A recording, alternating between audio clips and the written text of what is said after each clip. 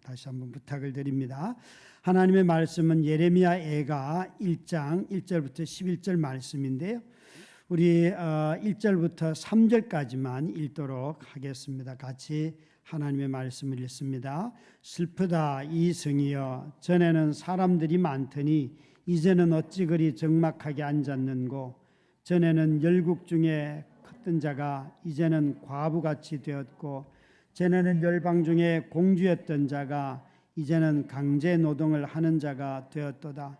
밤에는 슬피우니 눈물이 뺨을 흐르며, 사랑하던 자들 중에 그에게 위로하는 자가 없고 친구들도 다 배반하여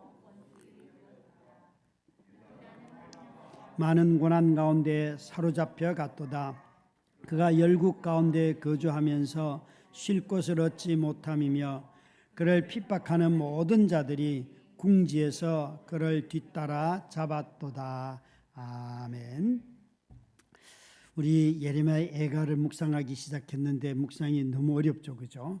이런 절망의 땅에서 또 이런 황폐한 언어들을 가지고 나한테 뭘 적용을 할까, 이런 고민들 아마 많이 하실 것 같은데, 오늘 설교 제목에 보면 위로자가 심판자가 될 때, 우리는 하나님이 언제나 우리의 위로자라고만 확신을 하고 있잖아요, 그죠?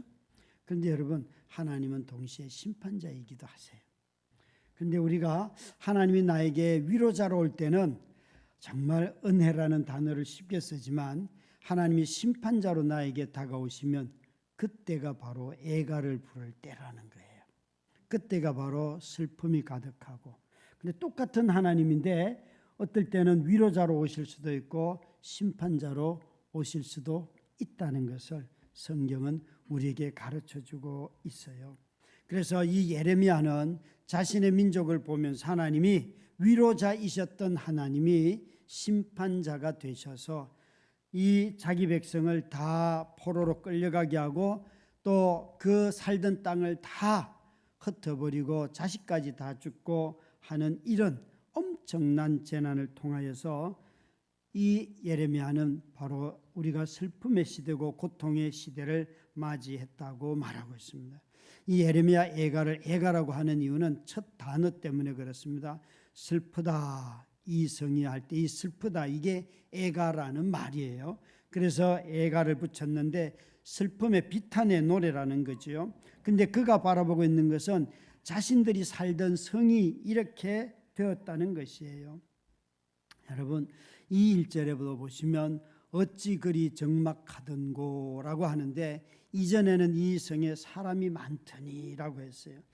여러분, 사람 없는 거리, 황폐한 거리를 보신 적이 있으십니까? 또 공주였던 딸이 강제 노역을 하는 노예로 끌려가 있어요. 친구들이 서로 놀던 친구들이 이제는 자기가 살기 위해서 다른 사람을 배반하고 원수가 되어 있는 이런 많은 관계들을 다 설명하는데, 이 땅에는 제사장도 없고 절기를 지킬 사람도 없고 성전은 회파되었고, 그리고 어린 자녀들은 끌려가거나 돌 위에 맺힘을 당해서 그 자리에서 죽는 이런 것밖에 없다는 거예요. 즐거움의 소리는 아무것도 없다는 거예요. 그러니까 예레미야는 지금 그런 하나님, 이전에 자신들을 위로했던 그 하나님이 자신들의 행실을 보면서 심판자가 되어서 오셨는데, 그것이 페르시아든 또 바벨론이든 어느 나라로부터 심판을 어느 나라가 침략을 해서 자신들이 그 고통을 당하든지 간에 이들을 보내신 이가 하나님이라는 거예요. 하나님이 페르시아도 보내고 바벨론도 보내고 로마도 헬라도 다 보낸다는 거죠. 그래서 예레미야는 그가 이렇게 말을 하고 있습니다. 우리가 정말 여호와로 말미암아 곤고하게 되었도다. 5절 말씀에 보시면 이렇게 말합니다.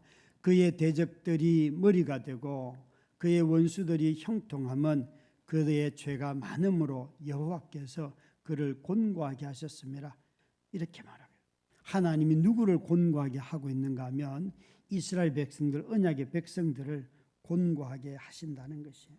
그러니까 예레미야는 지금 이렇게 말해요. 하나님이 이 고통을 우리에게 허락하셨습니다. 원수는 형통하고 자기 백성은 그 죄에 대한 대가를 가지고 다스린다는 거죠. 원수가 멸망해야 될 것 같은데 오히려 하나님이 자기 백성을 먼저 심판하세요. 우리는 자연스럽게 이런 질문을 할 수 있습니다. 왜 하나님은 이스라엘이 바벨론이나 페르시아보다도 더 선한데 왜 악한 바벨론과 페르시아를 먼저 심판하지 않고 이 약하고 또 보잘것없는 이스라엘을 먼저 심판하실까? 여러분 뭐라고 답하실래요? 우리가 알던 하나님은 분명히 자기 백성을 심판하지 않고 보호하시던 하나님이실 터인데 믿었는데 구약의 성경을 보면 언약을 맺은 자기 백성을 먼저 심판하세요. 왜 그럴까요? 이것은 언약 때문에 그렇습니다. 구원이 말하는 바. 여러분 하나님은 세계 모든 강대국을 통하여서 하나님의 나라를 이루려고 하지 아니하셨습니다. 작은 나라였고 보잘것없고 노예였던 이스라엘을 통하여서 그들에게 율법을 줘서 그들이 약하지만 하나님의 법 율법을 가지고 살면 그들은 강한 나라가 되고 세상에 하나님이 어떤 분인지를 드러내는 그런 도구로 민족을 선택하셨어요. 그런데 하나님이 그들에게 준 꿈, 율법이 그들을 통하여서 무시를 당한 거예요. 이건 대단히 중요해요.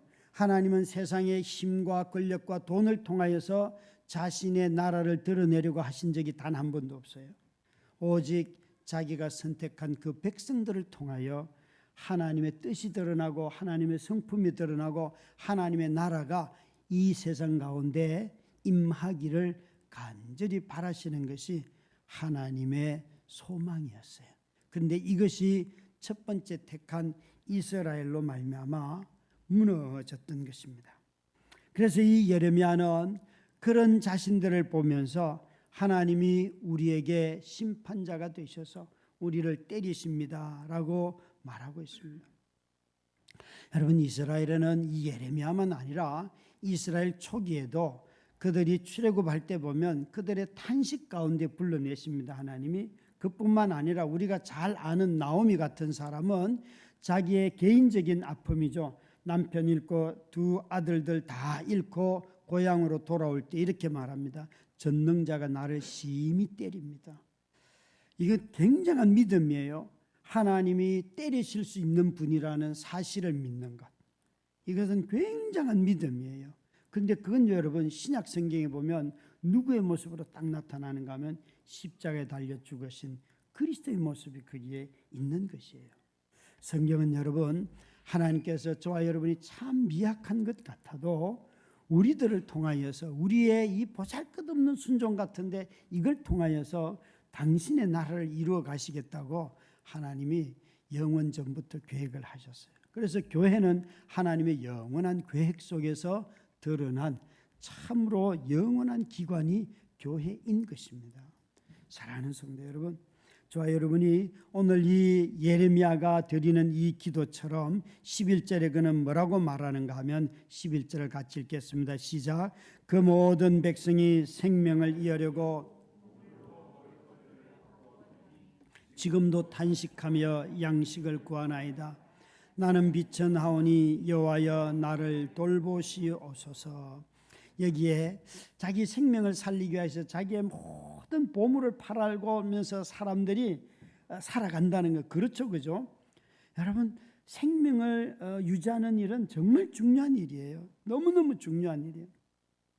그런데 여기에 예레미야는 마지막에 슬쩍 이렇게 말했어요. 나는 비천하오니 여호와여 나를 돌보아 주시옵소서. 지금 매를 맞으면서도 예레미야는 하나님이 어떤 분인지 알고 있어요. 여러분 매를 맞아서 자신들이 모든 걸 다 팔아서 거름덩이에 앉았다라고 말할 수 있어요. 완전 똥통이 빠진 거예요. 인생이 완전히 그냥 진흙덩이에 빠졌어요.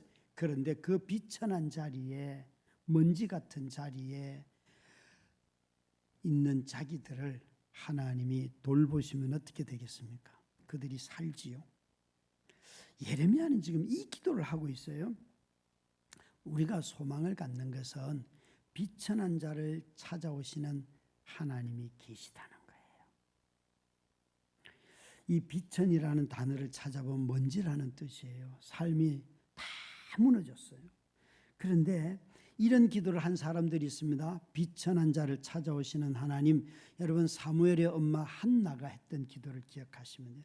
그가 아들을 얻고 난 뒤에 비천한 자를 찾아오셔서 자기를 높이시는 하나님을 찬양하고, 이 사무엘의 이런 태어난 출생의 한나의 노래를 시편 말씀 113편인가에 보면 거름덩이에 앉았던 나를 높이셨다 그렇게 말을 하고, 이 단어를 그대로 누가 가져오는가 하면 예수님의 태어났을 때 마리아가 하나님을 찬양하면서 비천한 자를 높이시고 거름덩이에 앉은 나를 찾아오신 주님을 찬양해요. 그러니까 이 말 속에는요, 놀라운 계시가 여기에 흘러가는 거예요.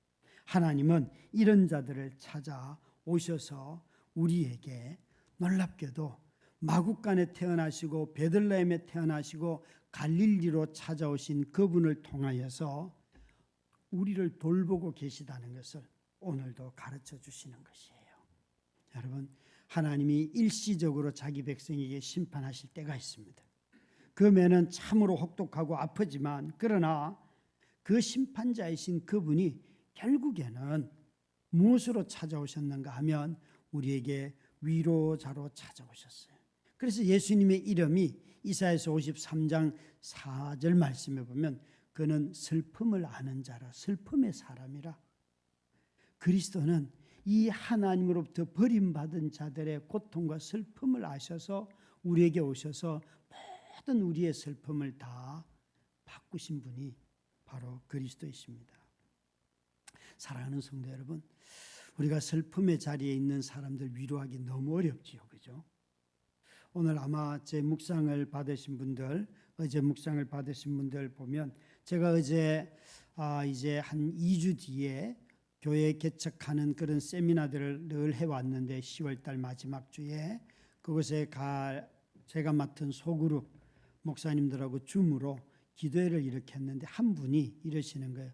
오늘 하루에만 자신이 이런 일들을 겪었는데 이번 주 내가 설교를 어떻게 해야 될지 모르겠습니다. 그러면서 선교사님 자녀 한 아이가 중앙선을 넘어온 차에 의해서 치여서 그냥 그 자리에서 사망을 하게 되고, 또 간병하던, 생계로 고생하면서 간병하던 그 엄마의 아들이 자기 생애를 너무 비관해서 아들이 자살을 하고, 또 방송에도 나왔다고 하는데요, 엘리베이터가 고장이 나가지고 그냥 그 안에 탑승을 했는데, 권사님 아들이고 자기 교회 제자 훈련을 한 지 얼마 안 되는 그 권사님 아들이 그 엘리베이터에 탑승했는데 엘리베이터가 그 브레이크가 고장이 나가지고 추락해가지고 죽는. 목사님, 나 어떻게 설교해야 돼요? 여러분, 이런 것 정말 너무나 처절한 이야기들이 어제 저녁 늦은 시간에 기도하면서 그 목사님을 통해서 듣게 되었어요. 참 우리는 이런 암담하기 짝이 없는 현실 앞에서 누구도 소망을 얘기할 수 없을 것입니다. 죽음의 자리에서 소망을 얘기할 수 있는 분은 오직 그리스도밖에 없습니다. 소망, 그 죽음 뒤에 있는 소망이 있다는 것을 아시기 때문에. 그래서 성도에게는 그 깊은 슬픔을 모르는 자는 복음을 모르는 자입니다. 슬픔을 없는 것처럼 말하는 자들은 이 인간의 이 깊은 외로움과 슬픔의 자리를, 그 자리로 찾아오신 주님, 그분이 복음이셨기 때문에 이 복음은 우리에게 인간의 슬픔을 유일하게 위로할 수 있는 단 하나의 방법은 복음밖에 없는 것입니다. 사랑하는 성도 여러분, 오늘 우리가 정말 우리에게는 이 예레미야 시대에는 위로자였던 하나님이 심판자가 되어 나타나셔서 슬픔과 고통의 자리에 그가 있었지만, 이제는 우리에게는 이 슬픔의 자리, 비천한 자리에 있는 우리들을 그리스도께서 찾아오셔서 우리를 돌봐주시는 분이 되셨어요. 저와 여러분은 죽음의 자리에 가도 그분의 돌보심 하에서 새롭게 소망을 가지고 일어나는 사람이 되었잖아요. 여러분, 이 주님을 묵상하면서 함께 찬양하고 계속하여 기도하십시다. 같이